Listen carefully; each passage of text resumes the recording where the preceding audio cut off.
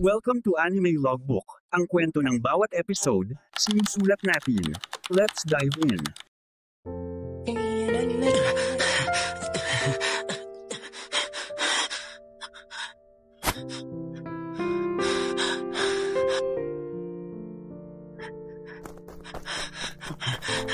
Bukas na.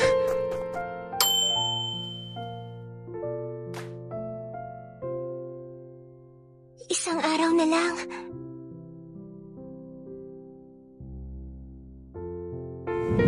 Huh?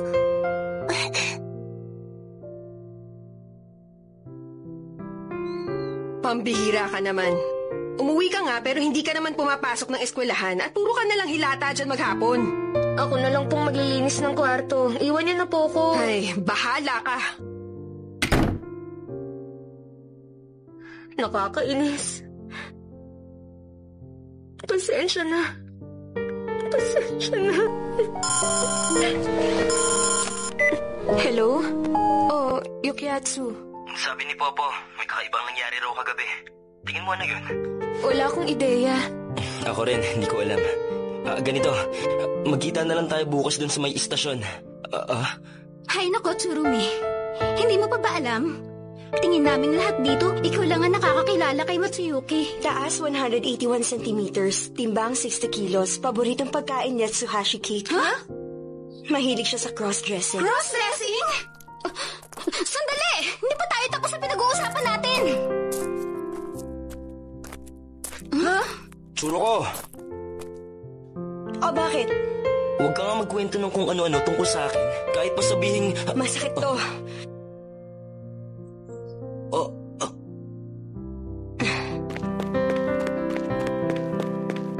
Tsuro ko. Hoy! Kumilos ka na nga! Bukas na ang salo-salo para sa death anniversary ni Menma! Kailangan maging grande ito! Gagawin ako ng bulaklak gamit ang tissue! Menma, ikaw ang panauhing pandangal. Hindi mo na kailangan gawin yan.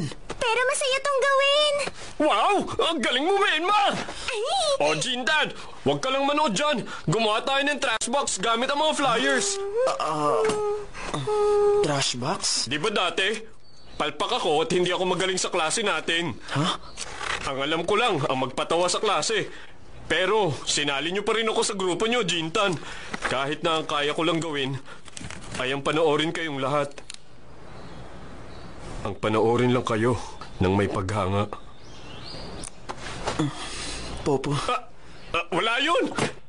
Kaya ngayon, ako na ang bahala sa lahat. Magiging maayos ang pag-alis mo, Menma. Maraming salamat! Ang bait mo talaga, Popo! Ano nang binabalak mong gawin? Paano ako pupunta?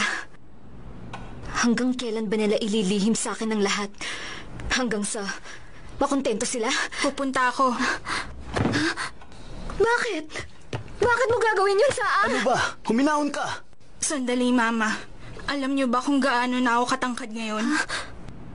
Ang laki na po ng itinangkad ko ngayong taon.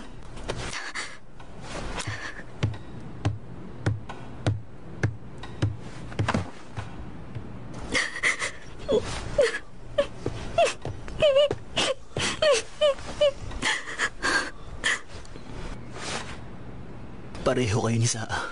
Nalulungkot din siya. Gaya mo. Walang paraan para makalimutan natin si Menma. Ayos lang yun. Kaya, sasamahan kita sa kalungkutan. Ikaw, si Saa, at ako. Sama-sama nating pagsasaluhan ang kalungkutan.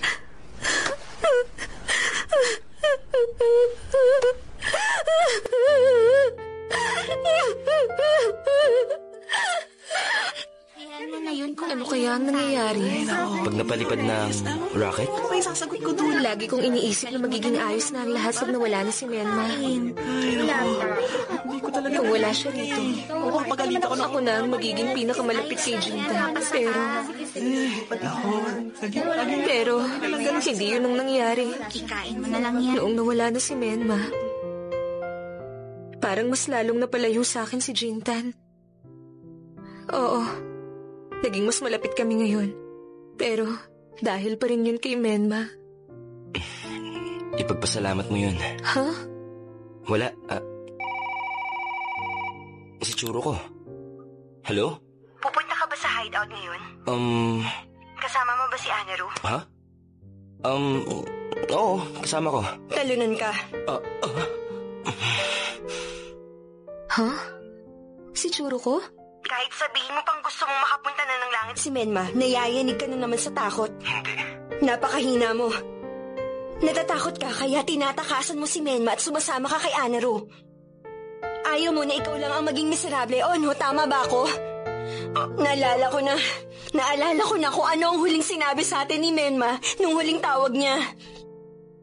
Ang sabi niya gusto niyang humingi ng pabor para lang kay Jintan. Anong nangyayari? Yukiatsu? Anong sinabi niya? May hihilingin akong pabor. Tama. Burger. Ikaw lang ang tanging makakagawa nun, Anaru. Umorder ka pa, manlibre ka.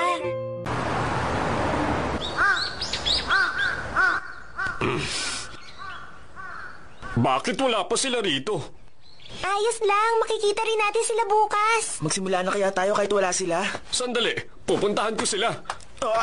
Teka, Bobo! Churo! Nagdala ko ng makakain. Oo? Ikaw talaga, Churo ko! May inumin din. Wow! The best ka talaga, Yukiatsu! Party! Ang galing! Ang galing ninyo! Talagang ang saya ko ngayon! Wow! Paborito ko mga to ah! Talagang gusto Magkakasama na naman tayo! Wala yun. Pakiramdam ko, nalalapit na ang inaabangan namin pagtatapos. Kung susundin natin ang formation ng Super Peace Busters Hindi mo kasama na si... kailangan gawin yan. Sige, ngayon, tinatawagan ko ang ating panauhing pandagal! Okay! Tapos, eto pa oh!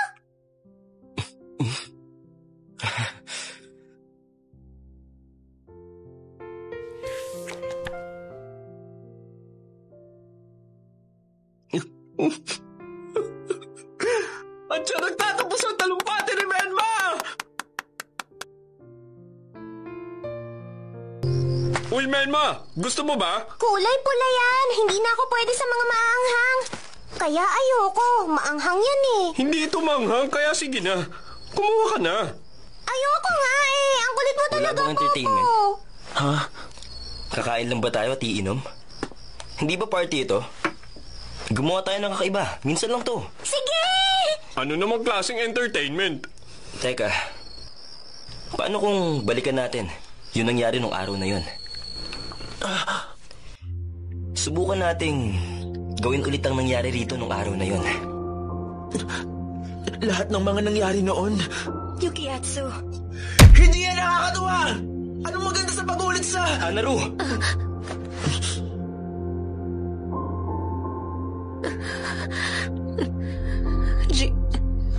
Jintan, Itigil mo yan!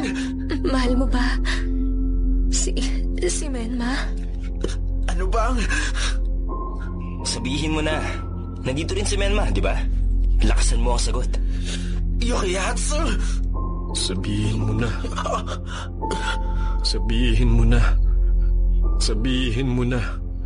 Sabihin mo na. Sabihin mo na. Sabihin mo na. Sabihin mo na. Kailangan ba talaga natin gawin ang lahat ng to? Sabihin mo na. Sabihin mo na. Sabihin mo na. Sabihin mo na. Sabihin mo na. Sabihin mo na. Sabihin mo na. Sabihin mo na. Oo, Sabihin mo na. oo, mahal ko si Menma! Umalis ka! Mauulit lang ang nangyari natin, Jintan!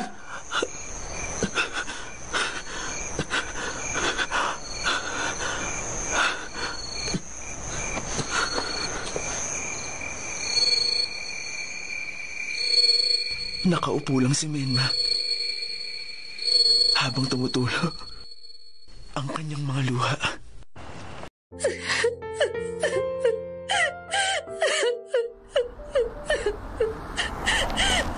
Tumigil ka na sa kakaiyak mo. Nakakahiya. Ayos lang. Nakakahiya talaga ako. Sandali lang. Si Yukiatsu, pinilit ka ba niyang gawin yun? Sandali, Yukiatsu. Huwag na kaya natin tong ituloy. Gusto kong malaman, hindi pa ba sapat para sa'yo ang naging sagot niya noon? Alam mo... Sandali lang, kaya mo ba tanggapin matatalo ka lang ng isang multong gaya ni Menma? Wala rin nakakaalam kung anong tunay niyang dahilan. Bakit hindi pa rin matahimik ang kaluluwa niya? Hindi mo talaga naiintindihan. Ang tunay na pakiramdam na hindi ka kailanman magugustuhan ng taong gustong-gusto mo. Naiintindihan ko. Dahil may gusto ako kay Yukiatsu. Alam mo si Yukiatsu, laging nasa likod ng anino ni Menma. At samantalang ako naman ang nasa anino niya, ang lungkot. Tsuro ko. Walang kasiguraduhan ng kabilang buhay pag nakapahinga na ng payapa si Menma. Si Hindi Jintan. maaari. Pero si Yukiatsu, hindi pa rin niya ako pipiliin kailanman. Kahit nasa kabilang buhay na si Menma. Ikaw naman, Anaru, pipiliin ka naman niya bilang kapalit. Hindi maaari. Wala naman siyang sinabi sa akin ako ang magiging kapalit ni Menma. Kahit na gaanong sakit pa ang nararamdaman ko, hindi pa rin ako papayag na lumabas kasama ni Yukiatsu. Si Jintan lang ang para sa akin. Walang makakapalit sa kanya. Tama ka. Walang sino man ang makakapalit. Kaya gawin natin ang lahat para makapahinga na siya ng payapa.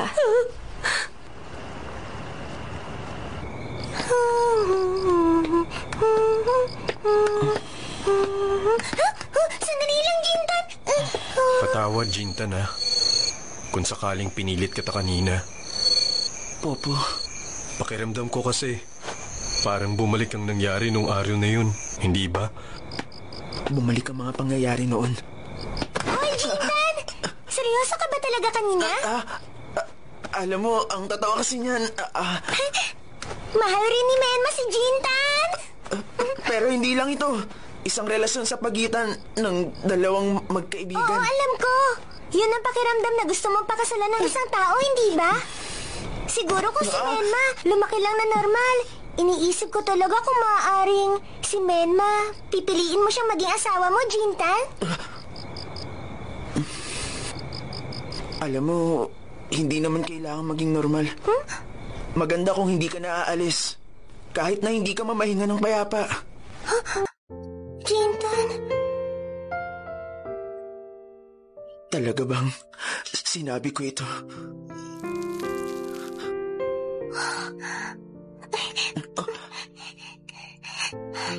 Mamamahinga ng payapa si Menma. Ha? Tingnan mo, merong reincarnation. Hindi naman ako makakabalik kung hindi ako mamamahinga ng payapa. Gusto ko rin kayo makausap. Pero paano kaya kung naging isang Makipag-usap uod ng ako? maayos sa lahat.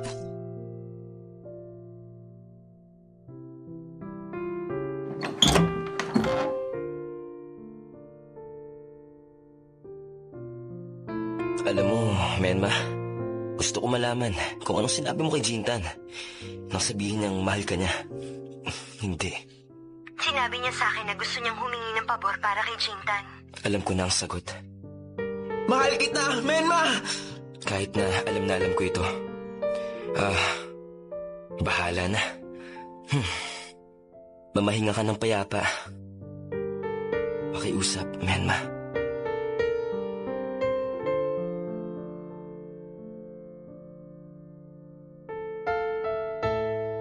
Hindi pa ba sapat na ako na lang, Menma?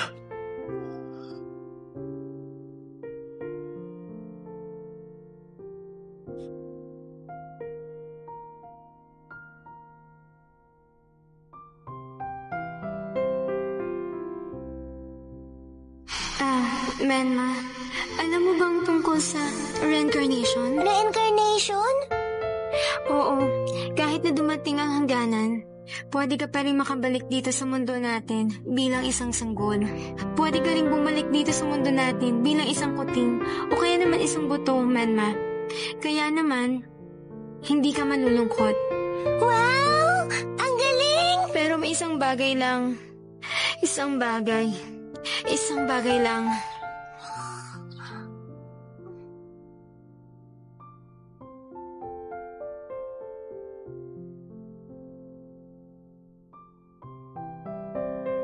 Konting panahon pa.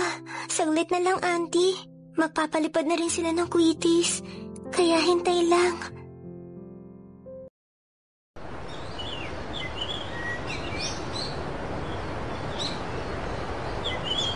O sige, ikabit na natin yung mga payong sa racket. Ayos!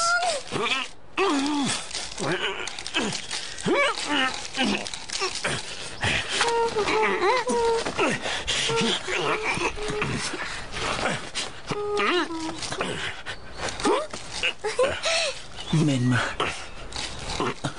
Pasensya na kung nahuli ako. Ha? Tsuro ko?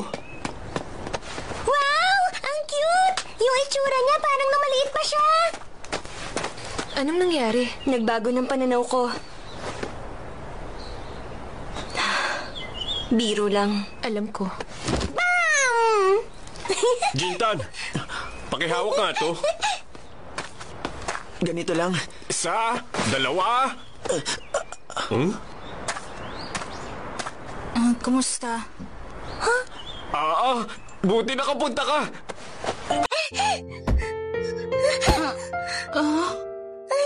Anong problema? Wala naman.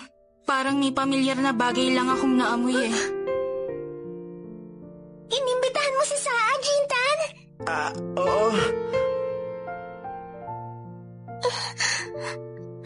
Salamat sa'yo, Jintan. Jintan? Wala. Magtatapos na talaga to. Diba? 1, 2. Ayos na! Dapat namin gawin ito, tama? Dahil tulad namin, ito rin ang matagal nang gustong mangyari ni Menma. Sisiguraduhin ko makakapunta ka na sa langit. Pero, hindi pa huli ang lahat para itigil ito. Jintan, sigurado ako matutuwa si Menma. Oo. Hindi ko hahayaan na hindi matuloy ito. Kaya ko pa itong pigilan. Kaya ko. Pero, Mamamahinga na ng payapa si Menma. Hila pa! Hila pa! Hila pa! Hila pa! Hila pa! Hila pa! Jintan? Hila pa! Hila pa!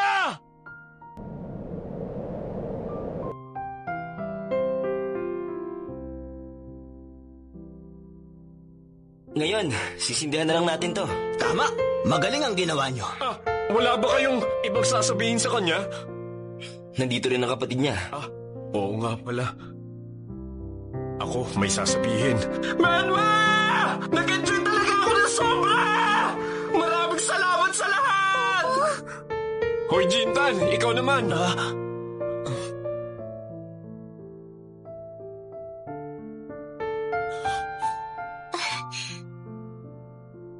Oras na para sindihan to. Maya-maya nakakaistorbo na tayo sa kapitbahay. Sige. Jintan.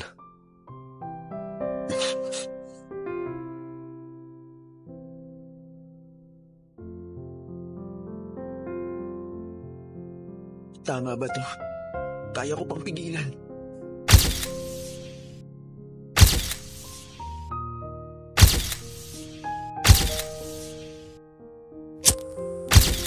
Kaya ko pang pigilan. Sandali! 君と夏の大きな希望を忘れない15の8月は出るの信じた最高の思い出を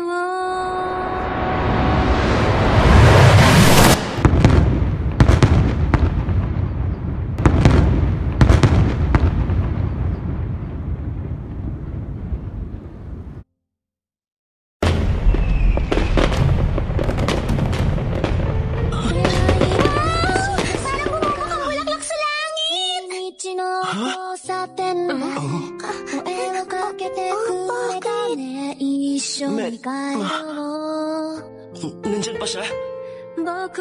Hoy, nandyan pa ba si Menma? Sabihin mo sa Patawad. Nasaan ba si Menma? Nung mga oras na yun, masaya ako. Na hindi ka nawala.